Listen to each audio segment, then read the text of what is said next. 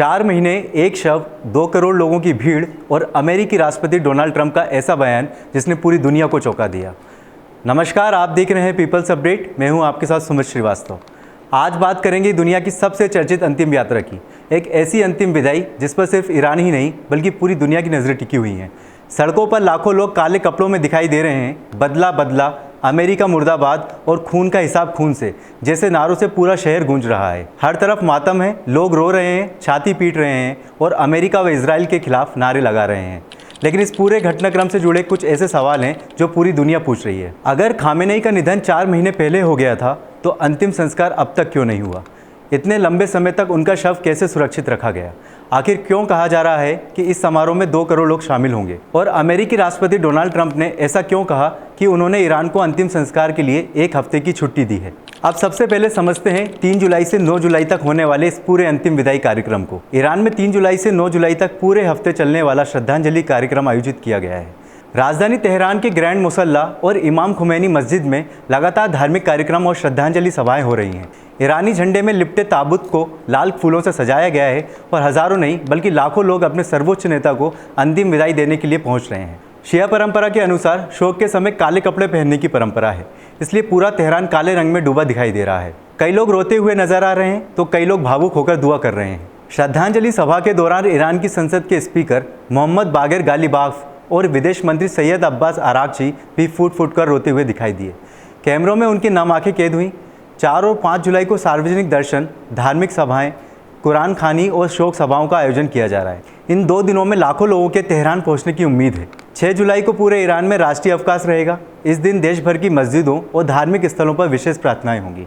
इसके बाद 7 और 8 जुलाई को अंतिम श्रद्धांजलि सभाएं, धार्मिक अनुष्ठान और विदेशी प्रतिनिधियों की मौजूदगी में कई आधिकारिक कार्यक्रम आयोजित होंगे और आखिर में 9 जुलाई को अंतिम संस्कार की प्रमुख रस्में पूरी की जाएंगी। लेकिन क्या ये सिर्फ एक धार्मिक आयोजन है? जवाब है नहीं। एक्सपर्ट्स का मानना है कि ईरान इस समारोह के जरिए पूरी दुनिया को अपनी ताकत और एकजुटता का संदेश भी देना चाहता है। हाल के महीनों में अमेरिका और इजराइल के साथ बड़े तनाव के बाद यह कार्यक्रम एक बड़े राजनीतिक शक्ति प्रदर्शन के रूप में भी देखा जा रहा है। इसी वजह से सरकार ने अभूतपूर्व सुरक्षा व्यवस्था की है। हजारों सुरक्षाकर्मी, बड़ी संख्या में पुलिस बल और सैन्य अस्पतालों को अलर्ट पर रखा गया है। कई इलाकों में हवाई क्षेत्र भी अस्थायी रूप से बंद किया गया है ताकि समारोह शांतिपूर्व तरीके से पूरा हो सके। अब आते हैं सबसे बड़े सवाल पर, आखिर 4 महीने तक अंतिम संस्कार क्यों टाला गया? आमतौर पर इस्लाम में किसी भी व्यक्ति का अंतिम संस्कार जल्द से जल्द पूरा किया जाता है। ऐसे में इतनी लंबी देरी ने पूरी दुनिया को चौंका दिया है। जानकारों के अनुसार शव का रासायनिक संरक्षण यानी एम्बामिंग नहीं किया गया। इसके बजाय उसे लगातार अत्यधिक ठंडे तापमान वाले विशेष कोल्ड स्टोरेज में सुरक्षित रखा गया। शिया धार्मिक परंपरा विशेष परिस्थितियों में अंतिम संस्कार टालने की अनुमति देती है, खासकर तब जब सुरक्षा या राष्ट्रीय हालात सामान्य ना हो। जानकारों का मानना है कि अमेरिका और इजराइल के साथ जारी तनाव तथा सुरक्षा कारणों की वजह से अंतिम संस्कार को स्थगित किया गया। ईरान चाहता था कि हालात नियंत्रित होने के बाद पूरे सरकारी सम्मान और व्यापक जन भागीदारी के साथ अंतिम विदाई दी जाए। अब बात उस दावे की जिसने पूरी दुनिया का ध्यान अपनी ओर खींच लिया। ईरानी अधिकारियों का अनुमान है कि इस पूरे कार्यक्रम में 1 करोड़ 20 लाख से लेकर 1 करोड़ 50 लाख लोग शामिल हो सकते हैं। कुछ अधिकारियों ने तो यह भी दावा किया है कि यह संख्या 2 करोड़ तक पहुंच सकती है। अगर ऐसा होता है तो ये दुनिया के इतिहास के सबसे बड़े अंतिम संस्कार आयोजनों में शामिल हो जाएगा। इस समारोह में 100 से ज़्यादा देशों के प्रतिनिधियों को आमंत्रित किया गया है।